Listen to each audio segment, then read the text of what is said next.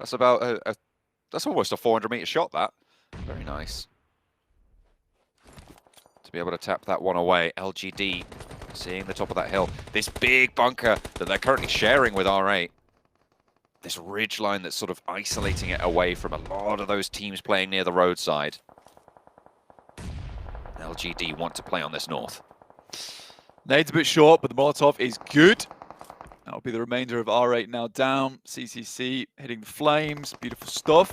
Delta scarily close to Screams, in fact. Ooh.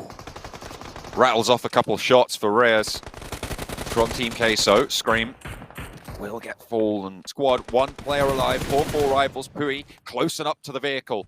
Bullets ringing through. A smoke there. Wants to bring Break back into the box and play as two from here on out. But teammates are bleeding out fast, and Infinity might even be looking for a position on the alternate side of the road. They drop a vehicle there to give them some cover for later. I mean, they would love to get...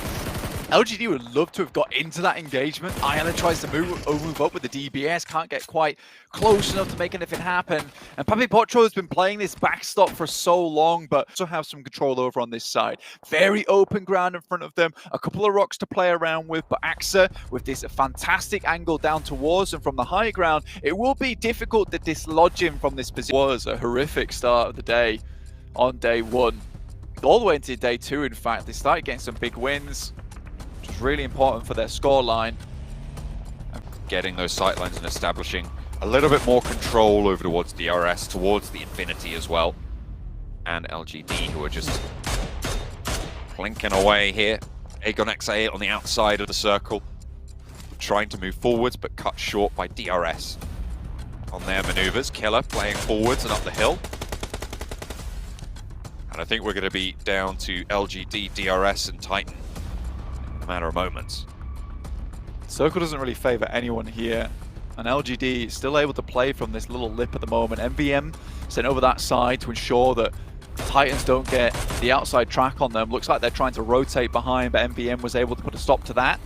They have vehicles, they have some cover to play around with. Suki has to hit those shots over towards the Infinity.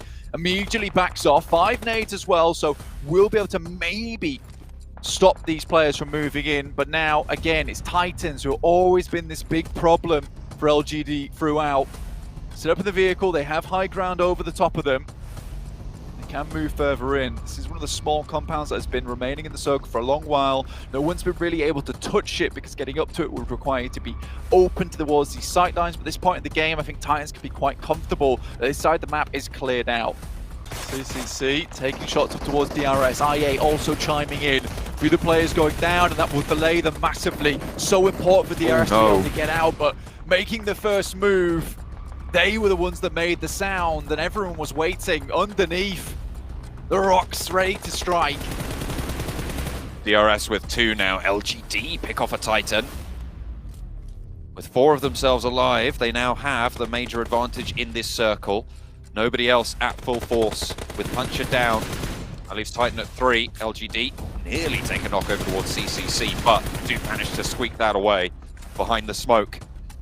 Get out of danger, get out of dodge. DRS on 2, playing in the blue zone. And look at that, 2-3 teams now taking shots out their way. It's difficult, they didn't manage to make it to the cover in front of them. They haven't been able to play around those trees or get to the ridge lines ahead. And Aegon XIA, they have been keeping their nose clean. This is just wonderful map knowledge coming through from Lgd, and now it's time to just try and send central as possible for Lgd. With the vehicles they're able to hold on to, with the cover that they set up, they'll be able to outlast a lot of these teams coming out from the blue. I8 will finish off the final members of the RS. Titans, though, spot at least one of those players.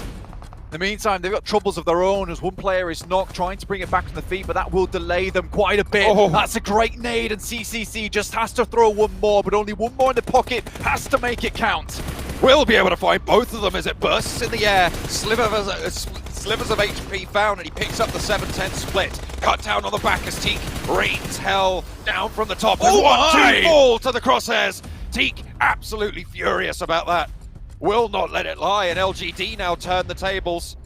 They're down to one. Wiser cannot afford to be burnt away here. Forced out on the res. The zone will be closing, but they have a central position. Gets one res through. Teak, not so lucky. Trying to get cut down out in the open on the cross. Ooh, Ghost. Nade in from Ghost. Aegon XI8 looking to spoil the day for LGD, but they are sticking these reses. 2 players alive for Titan, 2 for Aegon XI8. And LGD recouped 3. Still with 3 here, it will all matter about the nades. Maybe UZM's nade was better placed over towards LGD. There it is. As YZZ Elite picks up 1, that's both of them down. 3v2, John. LGD with a chance for the back-to-back here, Blank, to put themselves in a great stead for the tournament tables. Aegon XI8 with a blinder of a game as well. 4 eliminations so far, guaranteed second place. 3 players alive for LGD, though. They know exactly what they're up against. They know what they've got in the pocket. 11, and they're going to rack up that big 12 elimination chicken dinner for a back-to-back victory. They dominate on Erangel, they follow it up and dominate on Mirror.